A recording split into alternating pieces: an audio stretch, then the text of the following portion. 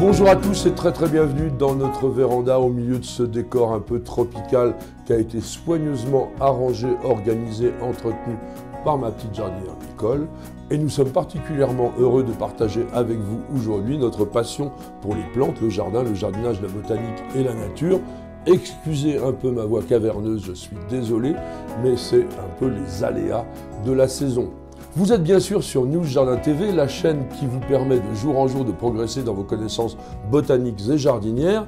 Et avec Nicole, nous sommes particulièrement heureux de vous recevoir ce soir pour le numéro 444 de notre émission journalière Le Quotidien du Jardin, une émission qui est faite avec vous, par vous, pour vous, grâce à vous, évidemment puisque je réponds tous les jours dans cette émission à l'une de vos très nombreuses questions. Continuez donc à nous alimenter, abordez tous les thèmes qui vous intéressent et nous serons particulièrement attentifs à vos demandes.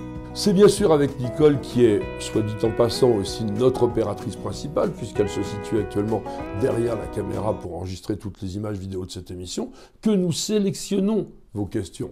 Et ce soir, nous avons été intéressés par celle de Valdor 6789 qui nous dit la chose suivante. « J'aimerais savoir si les sorbiers sont des arbres utiles dans le contexte d'un jardin écologique que je suis en train de créer. » Alors nous allons répondre tout de suite que oui, parce que les sorbiers sont des arbres à la fois mellifères, donc ils attirent les pollinisateurs, et ils sont aussi très attractifs pour les oiseaux qui vont consommer leurs fruits en automne et en hiver. Sorbier est le nom générique des plantes qui appartiennent au genre Sorbus.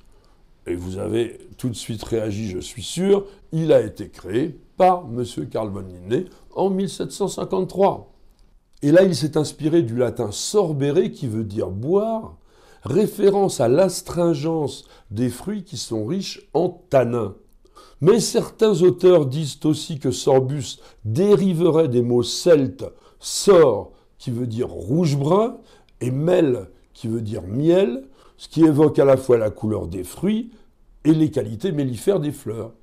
La nomenclature botanique internationale valide aujourd'hui 111 espèces et 274 synonymes dans le genre Sorbus. Mais il a fait récemment l'objet de plusieurs révisions taxonomiques et divers genres ont été créés pour accueillir des plantes qui, auparavant, étaient considérées comme des sorbus. C'est le cas, par exemple, de Agnaria, qui a été créé en 2018, genre dans lequel il y a 7 espèces valides, et dont l'ex-Sorbus alnifolia, qu'on appelle couramment l'alisier du Japon. Vous avez le genre Griffitaria, qui a été lui aussi créé en 2018. Il compte 19 espèces valides, dont l'ex-Sorbus tibetica, le sorbier du Tibet. Le genre Edlundia, lui, a été créé en 2017. Il compte 48 espèces valides, dont l'ex-Sorbus mujoti. Et puis vous avez Carpatio sorbus, créé en 2017, 85 espèces, dont l'ex-Sorbus devoniensis. Et puis enfin Scandosorbus, créé en 2018, il n'y a que 2 espèces, dont l'ex-Sorbus intermedia, le sorbier de Scandinavie. Mais on trouve aussi d'anciennes espèces de sorbus dans des genres plus anciens, par exemple Aria, genre créé en 1831, où il y a 59 espèces valides, dont l'ex-Sorbus aria, l'alisier blanc, et puis Cormus, qui a été créé en 1834, dans lequel il n'y a qu'une seule espèce, anciennement Sorbus domestica, le cormier, à fruits comestibles.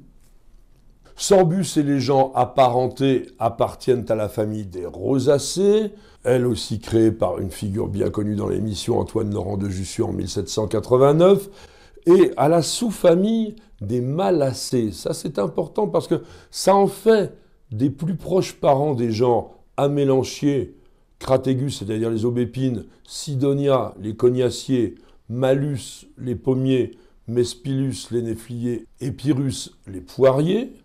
que des prunus, comme les amandiers, les abricotiers, les cerisiers, les pêchers, les pruniers, ou bien sûr des rosas, donc les rosiers, qui sont pourtant tous des rosacées. Je vous propose maintenant que nous passions en revue ensemble les principales espèces de sorbiers intéressantes pour le jardin. Commençons par Sorbus ocuparia, qui a été nommé par Linné le sorbier des oiseleurs et qui porte de nombreux autres noms populaires. On l'appelle alisier de Scandinavie, alisier de Suède, alisier du Nord, alisier intermédiaire, arbre à grives, cormier des chasseurs, sorbier de Russie, sorbier des oiseaux, sorbier des grives, sorbier sauvage, timier ou même timel. Sorbus ocuparia est un arbre originaire d'Europe et d'Asie tempérée. Il a un port conique d'abord puis arrondi, avec des feuilles de 10 à 20 cm de long qui sont imparipennées, c'est-à-dire qu'elles sont en forme de plume mais avec un nombre impair de folioles, et ces dernières sont oblongues et nettement dentées. Au printemps, on va avoir des fleurs blanches réunies en corymbes d'environ 6 à 12 cm de large. Vous savez, un corymbe, c'est une inflorescence dont toutes les fleurs parviennent au même niveau supérieur, mais qui sont attachées par des pédoncules de taille différente. Ces fleurs de Sorbus ocuparia sont extrêmement attractives pour les abeilles, et elles vont être suivies de fruits qui sont des baies rouges sphériques, et c'est un arbre d'une grande rusticité, autour de moins 25 degrés sans problème, peut-être même moins, qui atteint 15 mètres de haut et s'étale sur 7 mètres de large.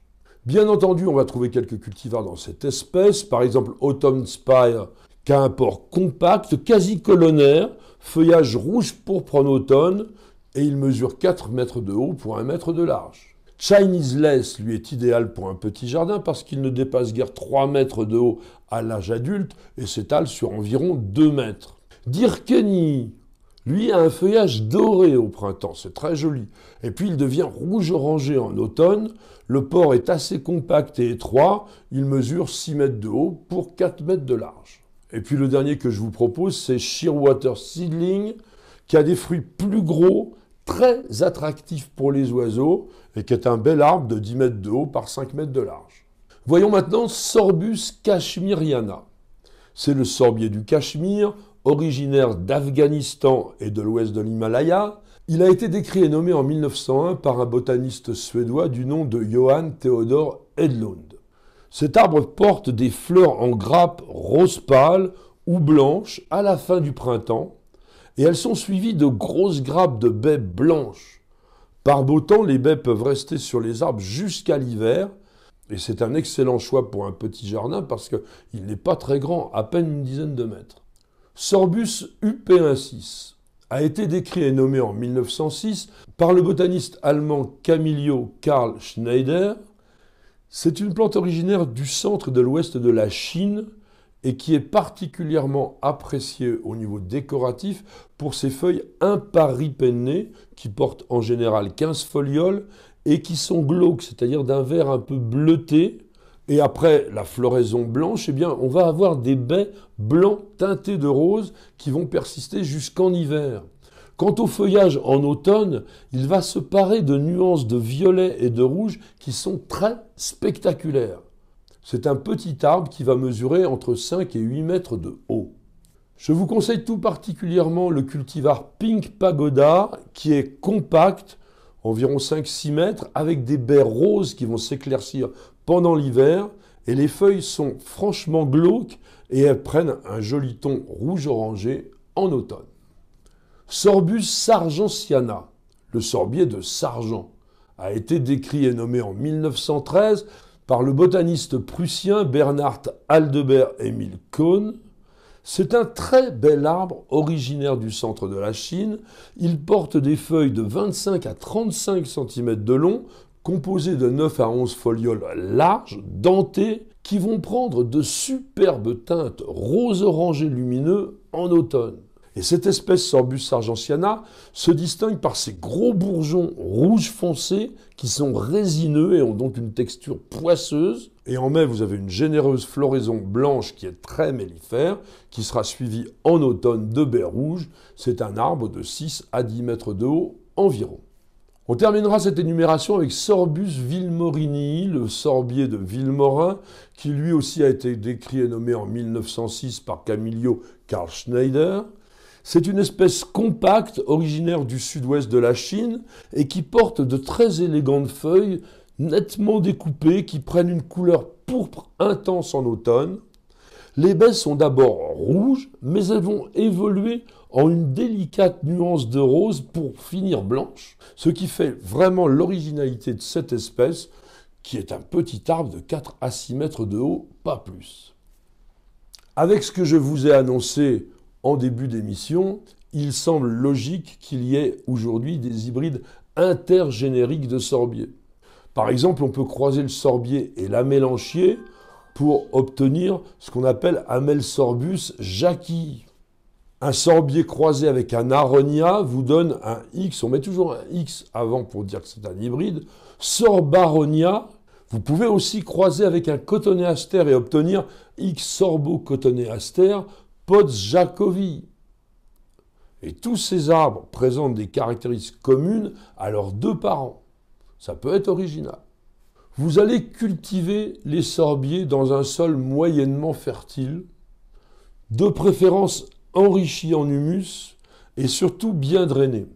Ils aiment le plein soleil mais réussissent très bien à l'ombre légère et surtout ce sont des arbres particulièrement rustiques, moins 25 sans problème. Ils tolèrent la sécheresse une fois qu'ils se sont bien établis et ils acceptent même la pollution urbaine et les conditions côtières, ils ne craignent pas du tout les embruns. Et puis surtout, il n'y a strictement aucun entretien spécifique à faire. Vous ramassez les feuilles mortes en automne, vous coupez les rameaux s'ils sont morts, et puis c'est tout.